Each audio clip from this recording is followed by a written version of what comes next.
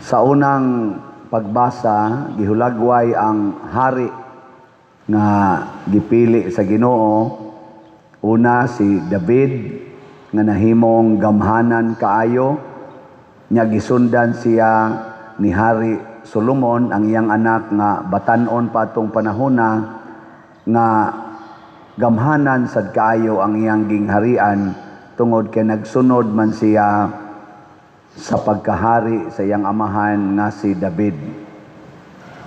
Kung kita patingali ang nataw atong panahona, unya nakasaksi ta sa nahitabo sa Israel nga gidaog-daog sila didto sa Ehipto, nahimo silang ulipon hangtod nga naabot sila sa yuta nga gisaad, hangtod nga nitungha ang usa ka hari nga gidayeg kay Ginoo nga mao si David, diin gibuntog niya ang daghan kay niyang kaaway.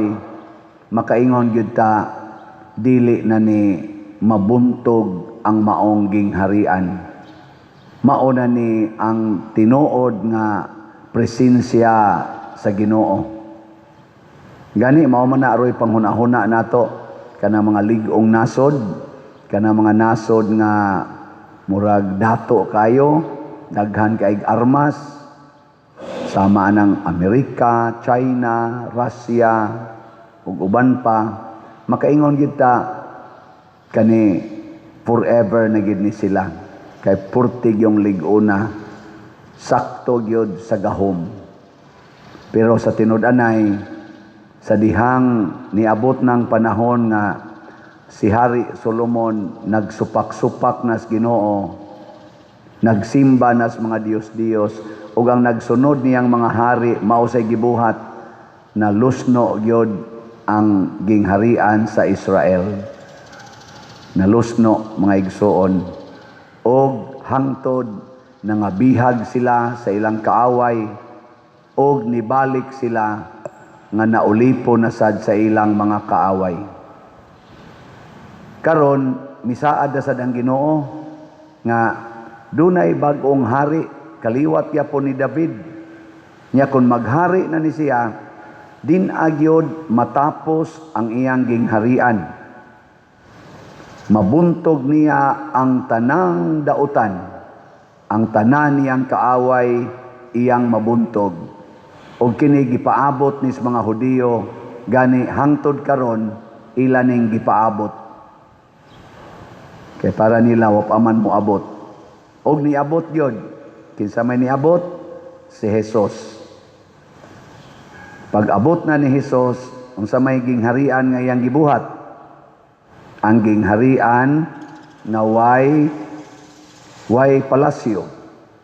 Gani, wa siya'y balay nga kapahulayan. Ang iyang kaugalingon, way kwarta, wa gani ilisan. Wa siya'y edukasyon na standard nila atong panahona. Illiterate siya. Ang iyang mamagpapa, dili mga hari, housewife, niya panday ang iyang papa. Mao ba ni ang gingharian nga makabuntog sa tanang kaaway? Oy, unsay resulta? Gilansang siya sa cross og namatay. 33 palay edad, patay na. Be kamo kuno be, mutuo mo nga si Jesus mao ang katumanan sa gingharian nga gisaad sa Dios. Tuo dili. Na gayaw-yaw lang mo suwa ninyo mahibaw eh. May pang cellphone tingog pa. O na, atong gingharian,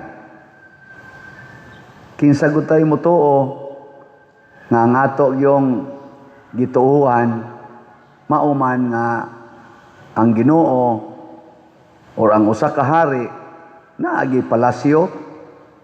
Pero pag abot ng Hesus, ingon siya, ang gingharian sa Dios dili dapit o lugar na inyong makita o maduol, kay ang paghari sa Dios anaa sulod kaninyo.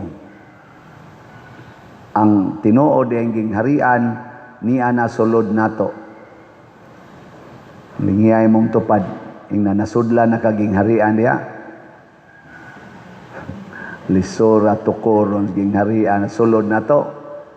Kay nga naman, ang tinuod sa diay natong kaaway, waasad sa gawas nato, niya sulod nato.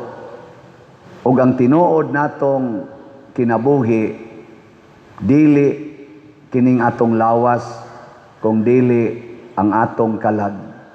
Muna ang mga martyrs, sama ni Santa Agida, Saint Agata, ilag yung gipakita nga mibiya sila sa tanan.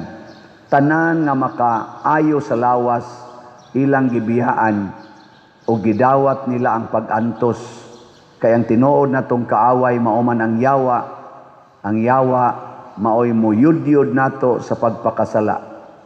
Nya kung gusto natong buntugon ang yawa, piyaan gid nato ang gingharian sa kalibutan. Kaning kwarta, gahom, mga honor, pleasure sa kalibutan, biyaan gid nato. Ang pangutana, andam na ba mong mubiya? Mo na problema diha.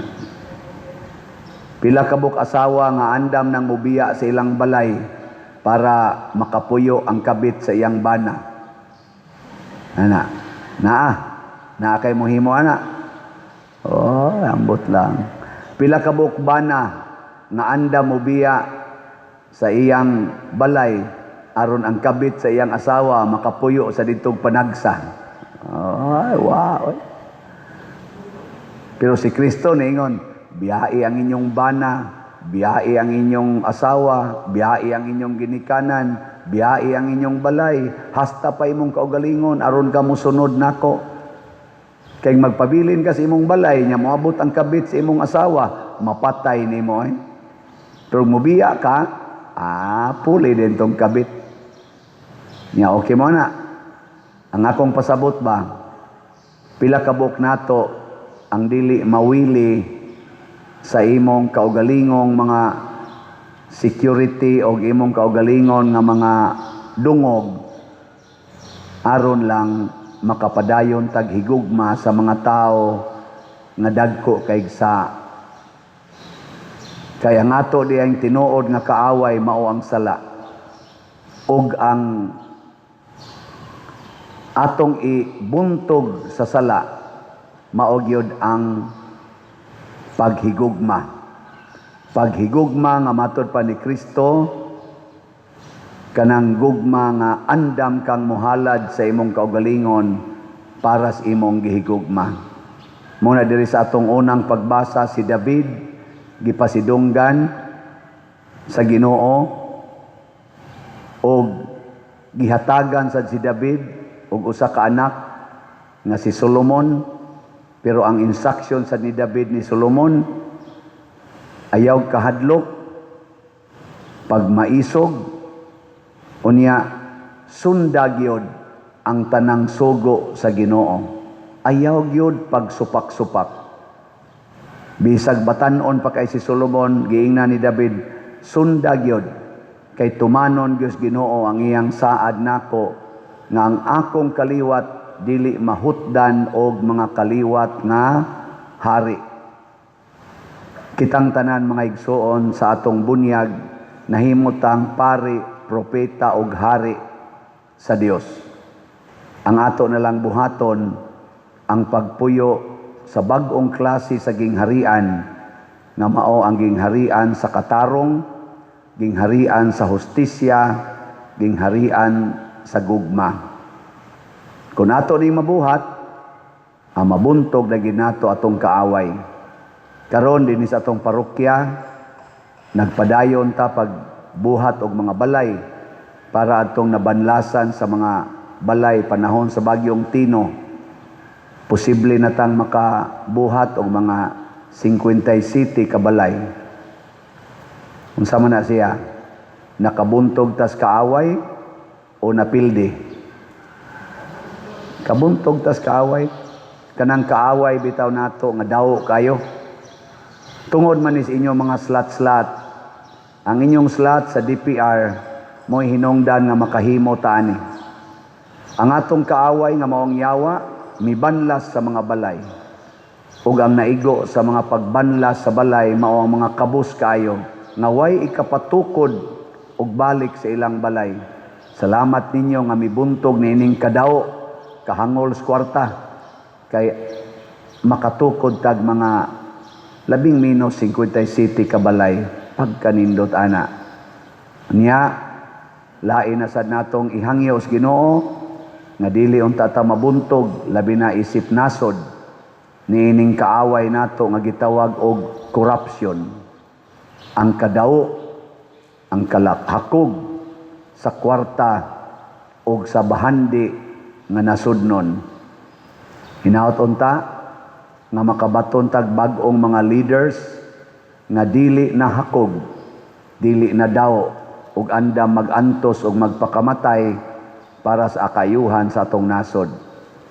Lingiyay mong tupad ing nabasig ikay pilion sa Ginoo na musugot ka.